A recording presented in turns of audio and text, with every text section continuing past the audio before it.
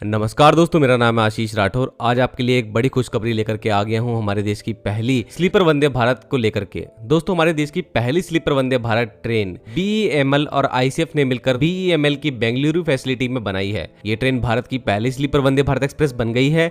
दिसंबर 2024 में ये पहली बार सामने आई। इसका ट्रायल शुरू हुआ जनवरी में। उसके बाद लगातार हमने भारतीय रेलवे के अलग अलग सेक्शंस पर इसके डिफरेंट स्पीड पर ट्रायल रन देखे।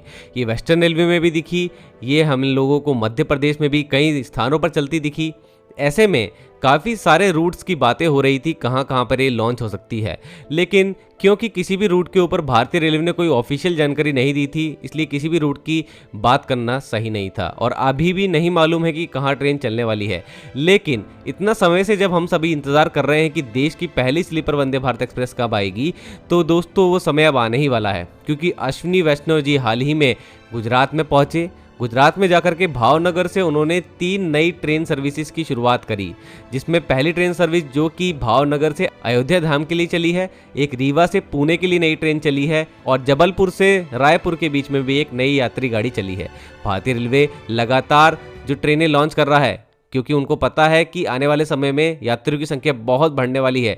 3000 नई यात्री गाड़ियां आनी है भविष्य में, तो उसी के तहत लगातार अभी ट्रेनें लॉन्च होना शुरू हो चुकी हैं। चाहे वो वंदे भारत ट्रेन हो या फिर अमृत भारत ट्रेन या फिर नॉर्मल एलएचबी यात्री गाड़ियां जो कि मेल सुपरफास्ट होती हैं, वो लगातार लॉन्च हो रही हैं देश में। और अब लंबी दूरी के लिए एक पहली स्लीपर वंदे भारत ट्रेन का इंतजार है। तो ये पहली स्लीपर वंदे भारत ट्रेन सितंबर 2025 में लॉन्च होने वाली है, ऐसा अश्विनी वैष्णव जी ने रिवील कर दिया है। पत्रकारों से बातचीत करते समय जब उनसे ये क्वेश्चन पूछा गया कि पहली स्लीपर वंदे भारत ट्रेन कब लॉन्च हो सकती है, तो आखिरकार अश्विनी वैष्णव जी ने ये रिवील कर दिया है कि सितंबर 2025 में ये ट्रेन जल्द ही लॉन्च हो जाएगी। अभी अंडर कमीशनिंग है और जितने भी इसके ट्रायल रन थे सारे के सारे सक्सेसफुल रहे हैं। दोस्तों, इस ट्रेन को बीईएमएल ने बेंगलुरु फैसिलिटी में रेडी किया है। तो यहाँ पर अभी रेलवे बोर्ड ने एक मंजूरी भी दे दी है साउथ वेस्टर्न रेलवे को कि यहाँ बेंगलुरु में ही एक कोच वर्कशॉप को रेडी किया जाए, जहाँ पर स्लीपर वंदे भारत ट्रेन का रखरखाव हो सके। और बेंगलुरु से 6 वंदे भारत एक्सप्रेस जो गुजर रही है, उन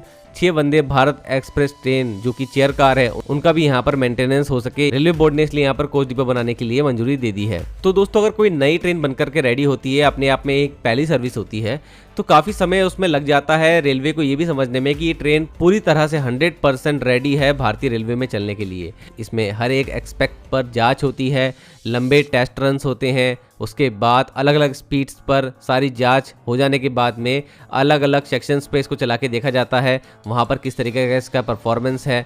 सारी चीज़ें जांचने के बाद में इस ट्रेन की लॉन्चिंग होती है। लेकिन हमको आज भी लगता है कि शायद लॉन्चिंग थोड़ी डिले हो गई है, लेकिन फिर भी रेलवे अंदर से बहुत ज़्यादा टेक्निकल चीज़ें हैं जिनकी जांच करता है, जिनके अकॉर्डिंग इस ट्रेन को फुल फ्लैश लॉन्च कर दिया जाएगा। तो आखिरकार लगभग सितंबर का जो समय है वो रहने वाला है 2025 में। अब दोस्तों, समय बिल्कुल नज़दीक है और आप लोगों को पहली sleeper Vande Bharat express train देखने को मिल जाएगी। तो दोस्तों, इस बीईएमएल आईसीएफ की बनाई हुई पहली sleeper Vande Bharat express train जो कि 10 sleeper Vande Bharat express train में से एक होने वाली है, आगे 9 और बनाई जाएंगी। उसके बारे में आपका क्या कहना है जरूर से मुझे कमेंट सेक्शन में बताना।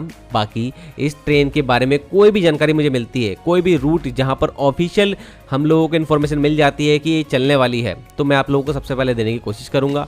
बाकी आप लोग चैनल के साथ बने रहिएगा। आज के लिए इतना ही। वंदे मातरम, भारत माता की जय। तो आज भावनगर से जब अयोध्या गाड़ी जा रही है और उधर रीवा से पुणे, जबलपुर वाया होते हुए रायपुर से जबलपुर की एक्सप्रेस डेली, जिन माननीय सांसदों ने, जिन मान्यवर डिप्टी चीफ मिनिस्टर साहब ने इन तीनों गाड़ियों के लिए इतना प्रयास किया, आप सबको मैं बहुत बहुत धन्यवाद देता हूँ।